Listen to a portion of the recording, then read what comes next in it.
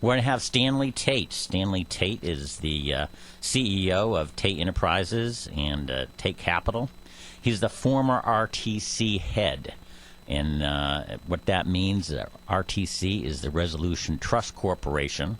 They are the organization and the government entity that took care of all the savings and loans bailout back in the early 90s.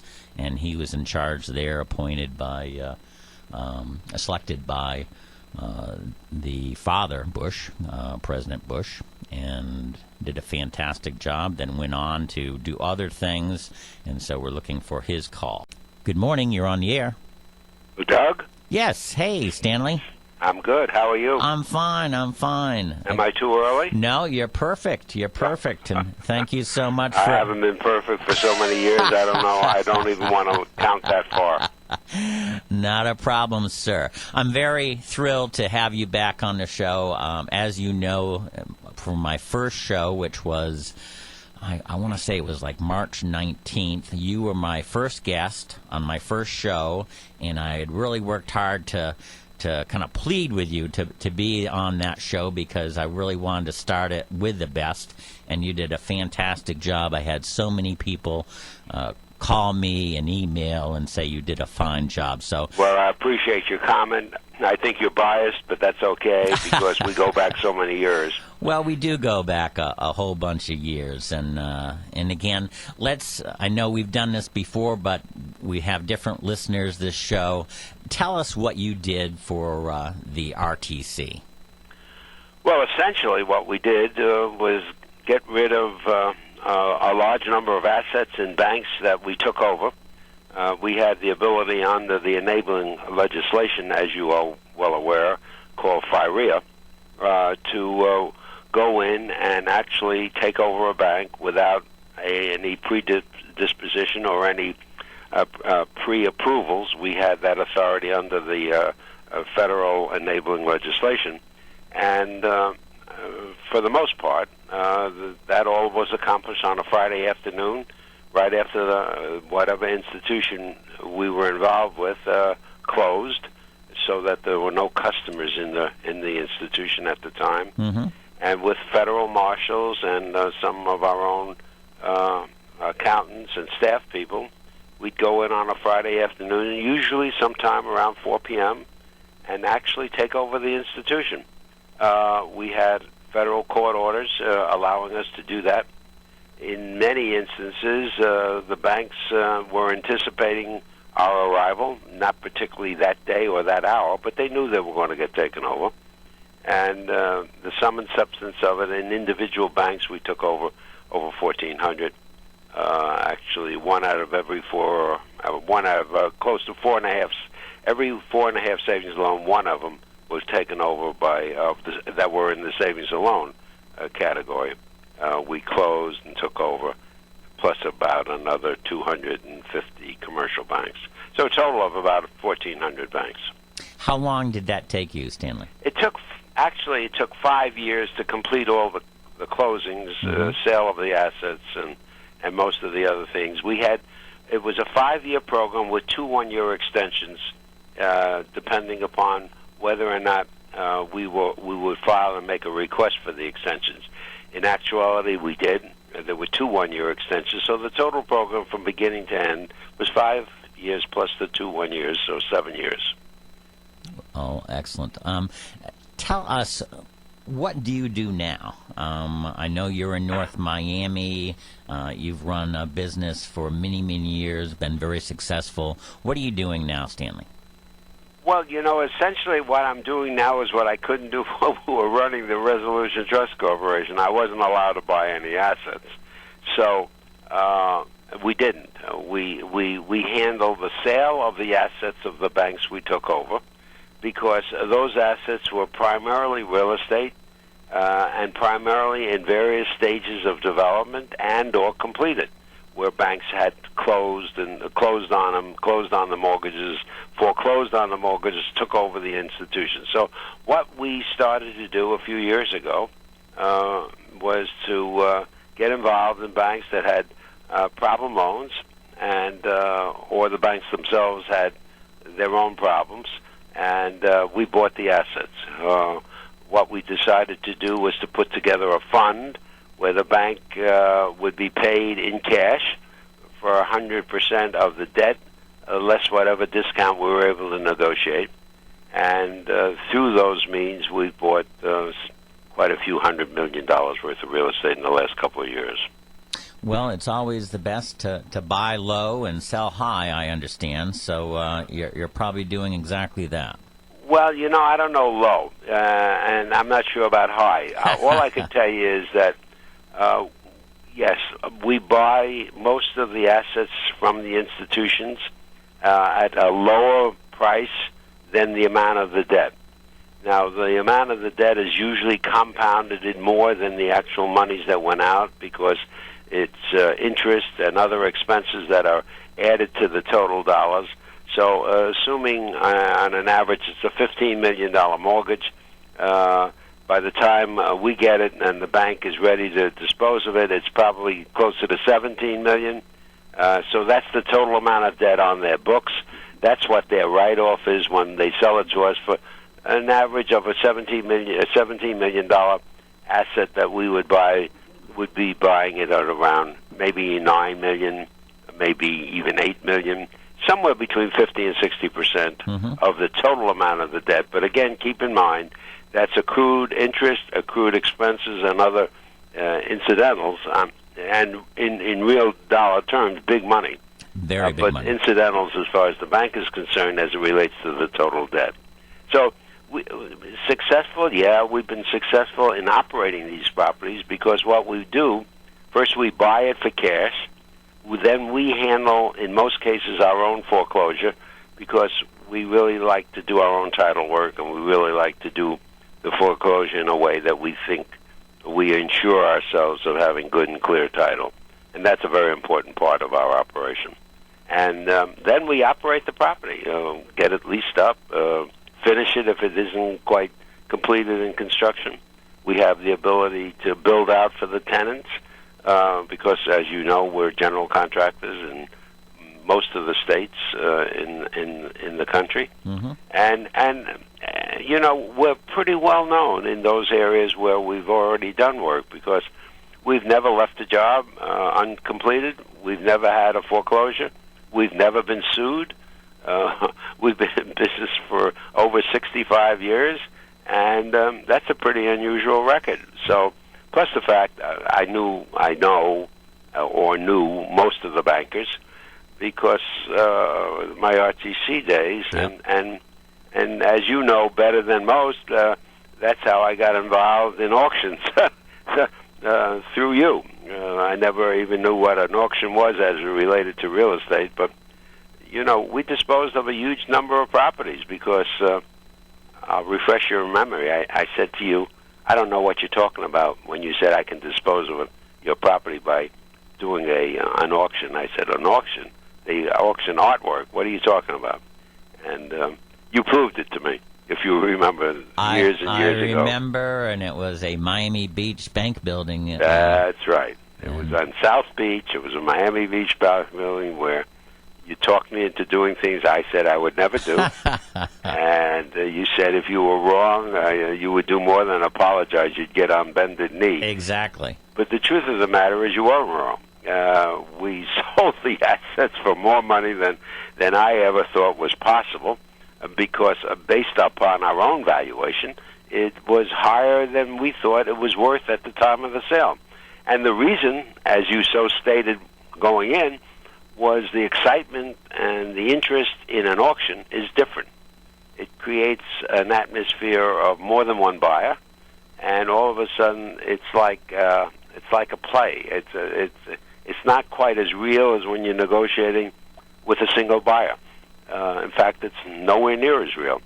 So all of a sudden you got 4, 5, 6 players who wanted to buy the property at a lower price, and all of a sudden they're bidding against each other.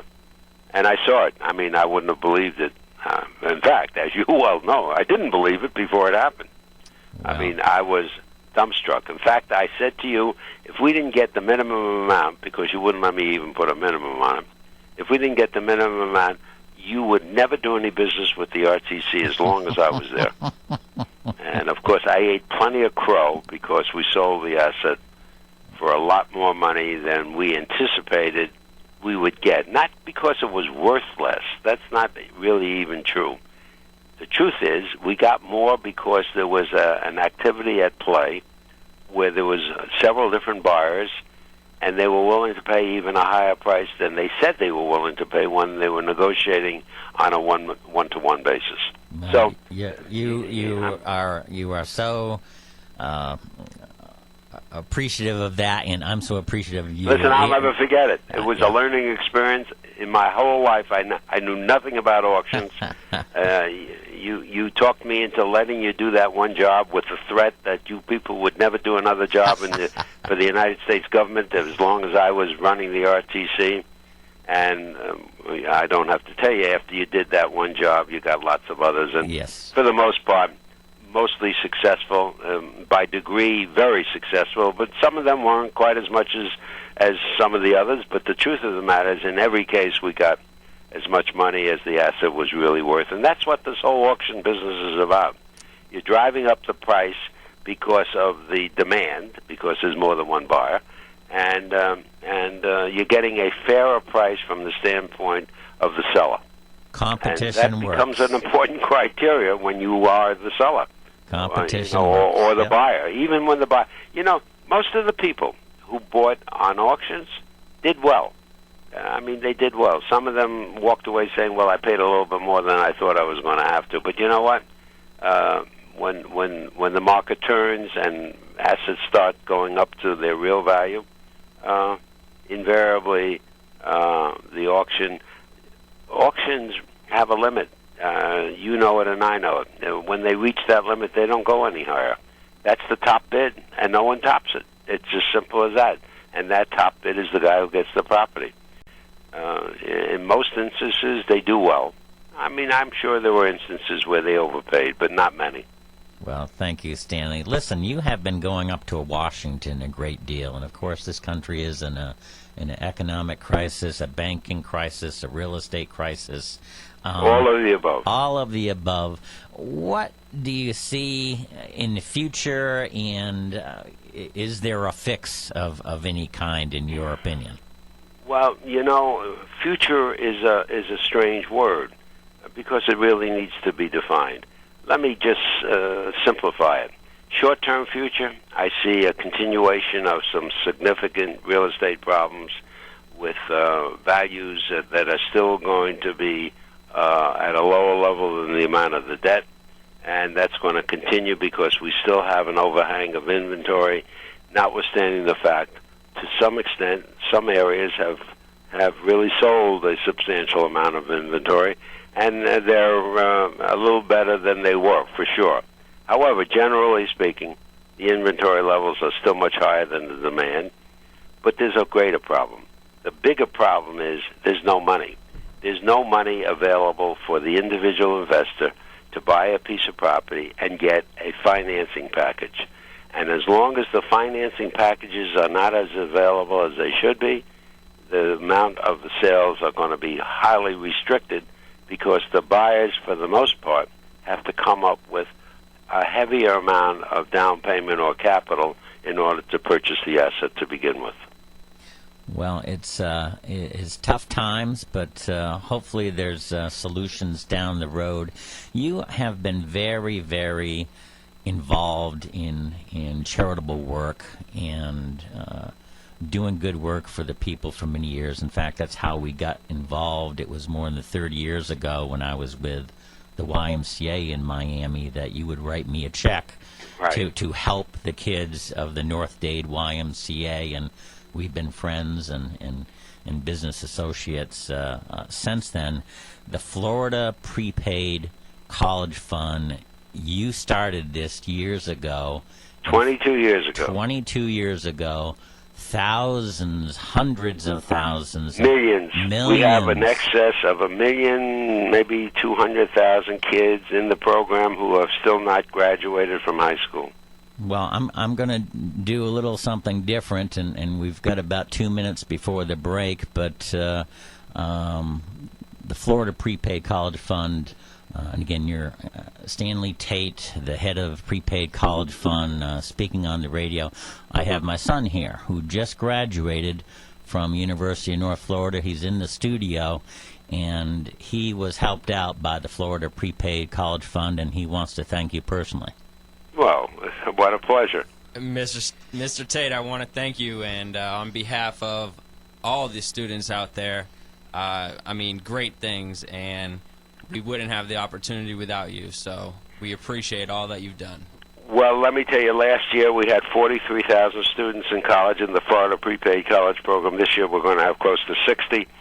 And the truth of the matter, for the most part, many of them would not have been able to go to college because of the affordability issue with their families. That's the whole concept of the Prepaid College Program.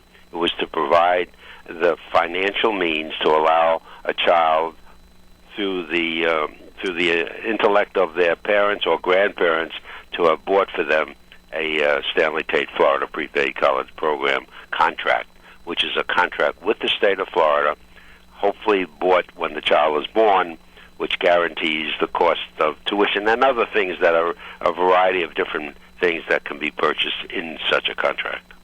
Stanley, we're going to have to go to a break. Can you hold on for a couple minutes? Absolutely. It's always a pleasure to be on your program and to be able to talk to you. And by the way, your son sounds like a chip off the old block. Well, thank you. He just graduated with a sports What a management wonderful thing. degree. Isn't that great It when is you can wonderful. think that you have a child now that's graduated college, and if the Florida Prepaid College Program helped accomplish that? Exactly. Okay, we're back. This is the National Real Estate Auction Radio Show. We have Stanley Tate on the air. Stanley, are you still there? I certainly am. Well, I apologize. It does it automatically at the half hour. It goes into a break, and I kind of cut you off midstream there. We were talking about the Florida Prepaid College Fund. The whole idea was started by you. The Florida legislature actually named the fund after you, and I know you get parents thanking you all the time, but I thought it was nice to have a student and my son, incidentally, here to thank you, and again, we appreciate it. It's a wonderful thing. We started when Stephen was probably 2 or 3 years old and paid for the fund.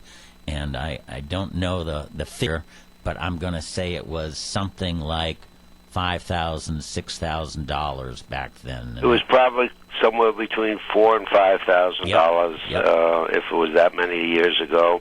And the truth of the matter is, I don't think there's a single parent who purchased a contract or grandparent or whoever purchased it for the beneficiary who didn't recognize the value at the time of the purchase, because it wasn't only the dollar amount of the value, it was the value in ensuring a college education for the individual beneficiary, for the child at the time of birth or very close to the time of birth, which meant that the parent knew that the college tuition was paid for. Well, it's a very important thing you've done, and I know you're very into education. In fact, we've sat around tables before, and you've said that education is the most important thing we can do as a country right now to better ourselves and to look for the future. Is that, I'm paraphrasing, but is that... Well, it's the truth.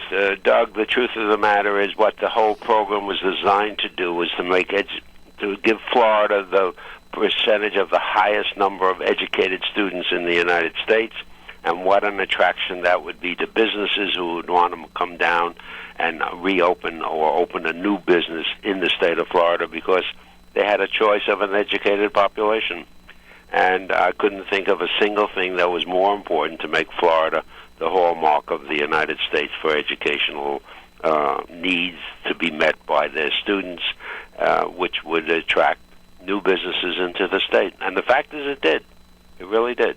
Well, it did, and you're in the education business just like you're in the banking business and the real estate business. As a recent graduate, what do you tell Stephen and other students that have just come out of college? What advice can you give them? Well, these times are a little bit more difficult, as you know better than most. It's a cyclical kind of a thing because the investment community differs from time to time. I mean, we're in a low ebb market now, and there's a recession going on, and all kinds of other economic problems. But notwithstanding those problems, if you have an education, you will be able to find work. It may not be exactly what it is you want or even have been trained to, but you have a better opportunity to get a job than the guy who doesn't have a college education. That is an absolute. When I went to college, it was a high school education. The big kids who finished high school had a better opportunity to be employed than the kids who didn't, because a high percentage really quit in high school. Mostly Florida in those days was an agricultural community, right, rather than a large number of businesses. So with an education, you can do more. And my guess is your son, if he's got any of the intellect that his father had, absolutely, for sure, will be able. I think he was in sports management. Yes. Right.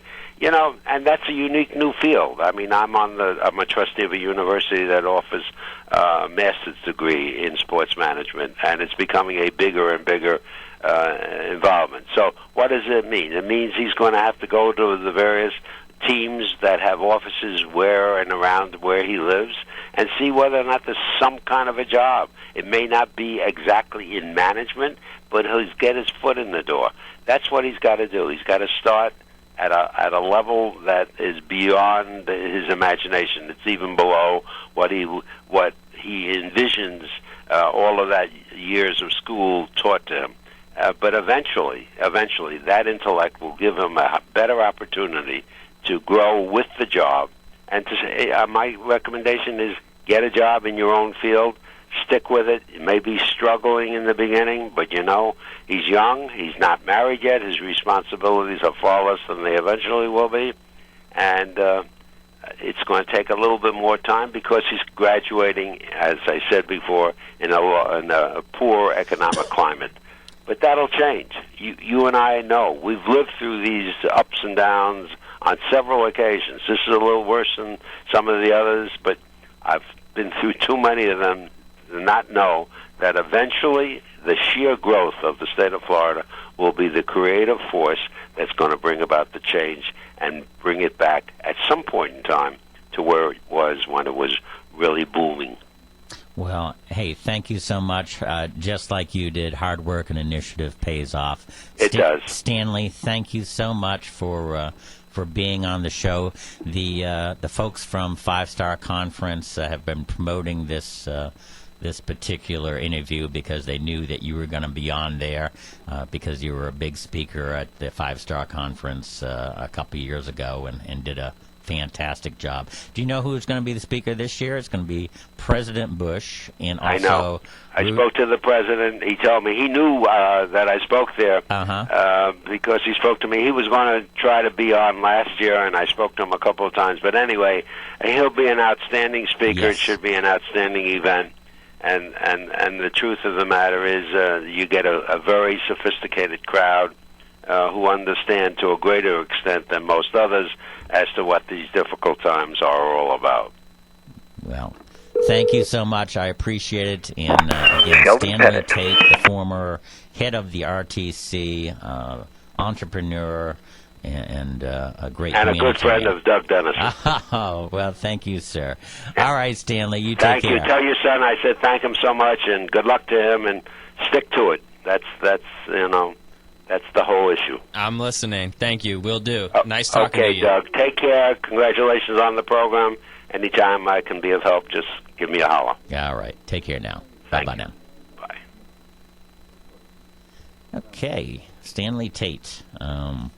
Words about the economy, words about the education of our country. Very, very, very pleased. By the way, we had a caller in the middle, and because of the length of the interview, I apologize to that caller. Hopefully, he'll call back in, and we'll get him back on. Again, we're talking about real estate auctions. This is the National Real Estate Auction Radio Show. It is broadcast from beautiful St. Augustine, Florida. And the mission statement is to provide an educational experience for listeners in a promotional format for auctions across the country.